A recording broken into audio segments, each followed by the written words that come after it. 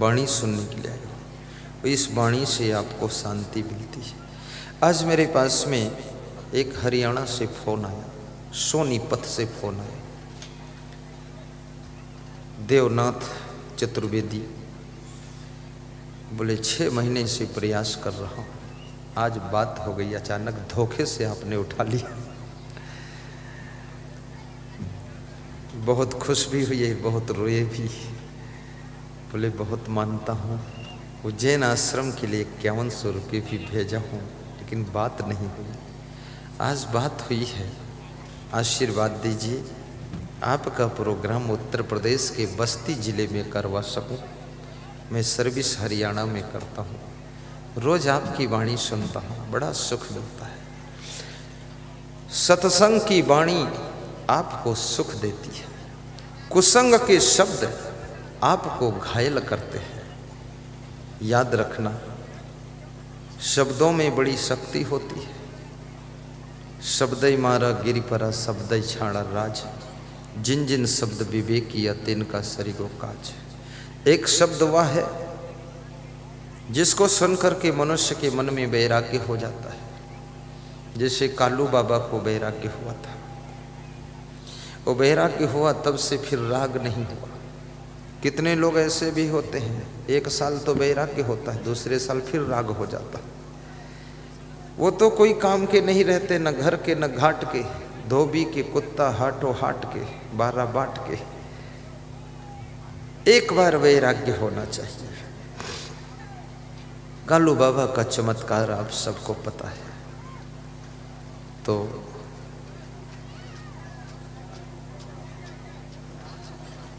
वैराग्य अमृत है। एक शब्द ज्ञान का शब्द है, आपके अंदर भक्ति जगा देता है।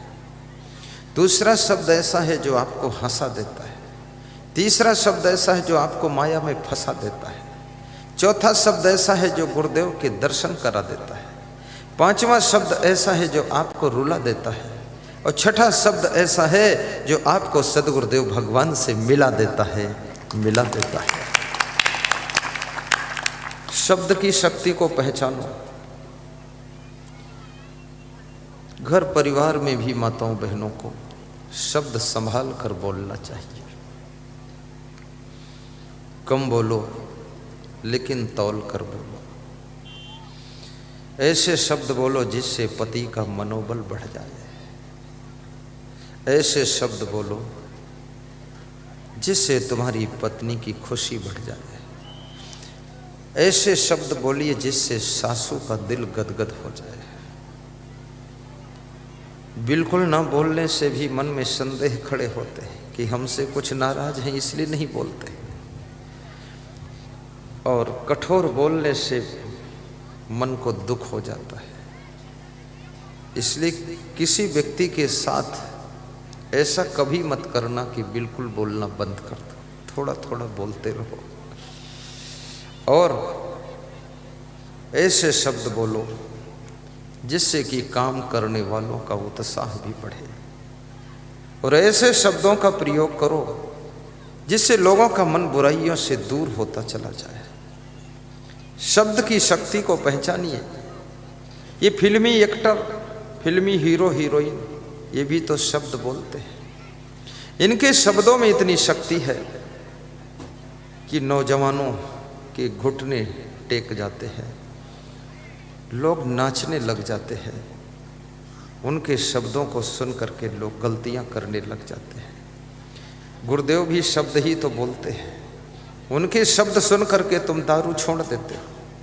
गुरुदेव की वाणी सुन करके तुम मांस मछली अंडा नशा शराब जुआ छोड़ते हो। गुरुदेव की वाणी को श्रवण करके तुम क्रोध को कम कर देते हो, काम वासना को नियंत्रण करते हो, अभिमान को चकनाचूर कर देते हो। और उनकी वाणी को सुन करके तुम लोभ के जाल से भी पार हो जाते हो। जो कभी दान नहीं करते थे, पक्के कंजूस थे, वह लोग भी गुरुदेव की वाणी से प्रभावित होकर के 21-21 हजार भी दान करने लग गए। हमारे नेपाल बॉर्डर आश्रम पर एक लखनऊ राजधानी से भक्त आया, बड़ा अफसर था, रिटायर हो गया था।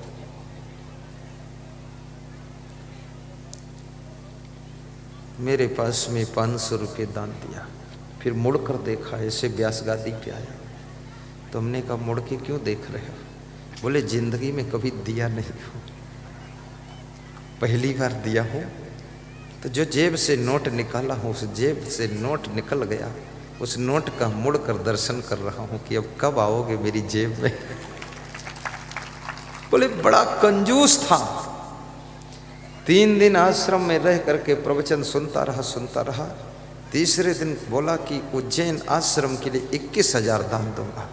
तो मैंने कहा कैसे कर दिया दान? बोले लोभ ज़्यादा खत्म हो चुका है, पैसा तो बहुत है, करोड़ों है, देने का मन नहीं था। बड़ी हिम्मत करके 21,000 निकाला। वास्तव में ये सत्संग लोभ को मारता है। सत्संग तुम्हारी काम वासना को कंट्रोल करता है।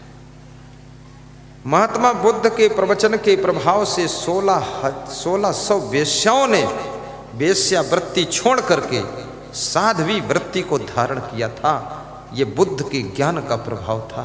याद रखना, कोई मनुष्य जन्मजात ना अच्छा होता है ना बुरा होता है, संगत कुसंगत उसको अच्छा बुरा बनाती है। और ये भी याद रखना प्रिय बंधुओं और देवियों, जैसे जैसे हमको संगत के शब्द सुनने को मिलते हैं, वैसी वैसी हमारी जिंदगी की मनोवृत्ति बनती चली जाती है। इसलिए अच्छे शब्दों में हमें प्रवेश करना चाहिए।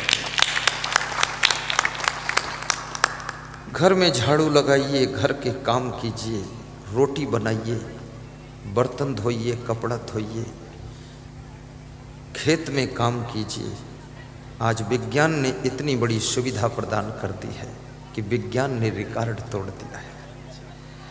विज्ञान को मैं धन्यवाद देता हूँ, वैज्ञानिकों को शुभकामना करता हूँ कि मोबाइल जब से उन्होंने दिया है, कितनी माताएं बहनें कहती हैं कि खेत में काम करती हूँ, मोबाइल चलता रहता है, आपका प्रवचन सुनती रहती हूँ। कितनी माताओं ने बताया किचन में मोबाइल चला लेती हूँ, रोटी बनाती रहती हूँ, प्रवचन सुनती रहती हूँ। पहले दाल चावल गरम करती थी तो दिमाग भी गरम हो जाता था, लेकिन अब प्रवचन सुनती रहती हो तो मुस्कराती रहती हूँ, और तुम हंसते हो तो हम भी हंसते हैं। तो मेरा पति पूछता तू क्यों हंस रही है? तो मैं बोलती हूँ तुम भी हंस लो, गुरुजी हंस रहे हैं।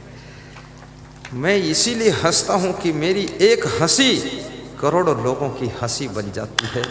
याद रखना, कल मैंने अपने संत जी से बात किया कि मोबाइल के यूट्यूब में कितने लोग प्रवचन सुन रहे हैं, तो बताया कि 15 करोड़ और 75 लाख लोग संख्या कल प्रवचन सुनने वालों की पहुंची है, और 2 लाख श्रोता रोज बढ़ रहे हैं। पूरे वर्ल्ड में ये प्रवचन सुना जा रहा है। और इस प्रवचन को कुछ समय के पश्चात इंग्लिश में आने वाला है प्रवचन। मैं इंग्लिश बोलने वाला हूँ धड़ल्ले के साथ। I am going to Lucknow बोलूँगा।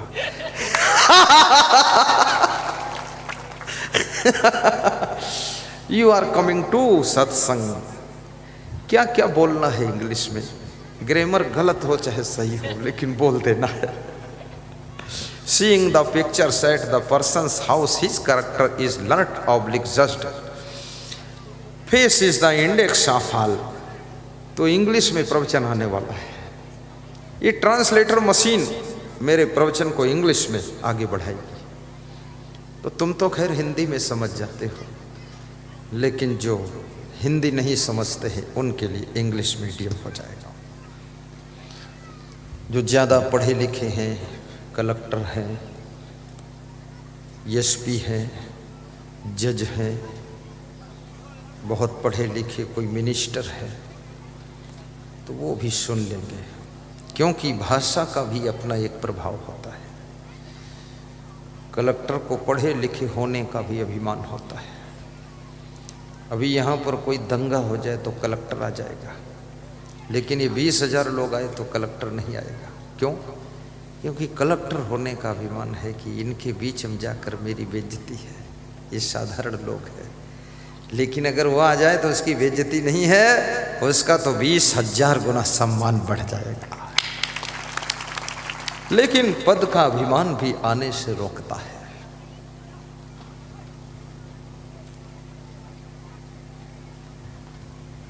और जिसको पद का अभिमान भी न रोक सके, जिसको धन का अभिमान भी सत्संग में जाने से न रोक सके, वो धन्य होता है।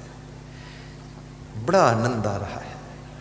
भक्तों ने अपने आप सब पर्दे हटा दिए कि पीछे नहीं बैठूंगा, आपके पड़ोस बैठूंगा।